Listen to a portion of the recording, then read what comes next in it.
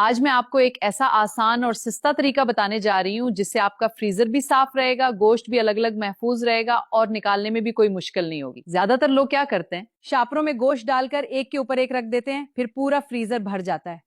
تھوڑی دیر بعد وہی گوشت ایک دوسرے کے ساتھ جم کر ایک بڑا سا ٹکڑا بن جاتا ہے، پھر جب ضرورت ہو تو اس کو توڑنا پڑتا ہے، وقت بھی لگتا ہے اور گوشت بھی خراب ہونے کا ڈر ہوتا ہے۔ لیکن اس کا بہت آسان حل ہے، آپ نے گھر میں استعمال ہونے والی خالی پلاسٹک کی بوتلیں لینی ہے۔ خالی پلاسٹک کی بوتلیں لینی ہے، اب ان بوتلوں کو اوپر سے کاٹ دینا، یعنی ان کا جو اوپر والا حصہ اور ڈھکن والا حصہ ہوتا ہے وہ ہٹا دے، لیکن اس کو مکمل ختم نہیں کرنا، بس ایک خلاصہ گلاس جیسا ڈبا بنا لینا ہے۔ اب اس کے اندر آپ نے گوشت ڈالنا ہے، چاہے وہ قیمہ ہو، بوٹیاں ہو یا چانپے ہوں۔ آپ آسانی سے الگ الگ ڈال سکتے ہیں، پھر ان بوتلوں کو سیدھا فریزر میں کھڑا کر دیں، بالکل ایسے جیسے شیشے یا گلاس لائن میں رکھے ہوتے ہیں۔ اب فائدہ دیکھیں، گوشت ایک دوسرے سے نہیں چپکے گا، ہر حصہ الگ الگ محفوظ رہے گا۔ جب ضرورت ہو تو ایک بوتل نکالیں اور آسانی سے گوشت لے لیں، اور سب سے بڑی بات، فریزر بھی صاف ستھرا رہے گا، گندا نہیں ہوگا۔ یہ چھوٹا سا ٹرک آپ کی پوری عید کو آسان بنا سکتا ہے۔ ویڈیو کو لائک اور زیادہ سے زیادہ شیئر کریں، مزید معلوماتی ویڈیوز کے لیے بھی اس کو فالو کریں۔ ملتے ہیں اگلی ویڈیو میں، اللہ حافظ۔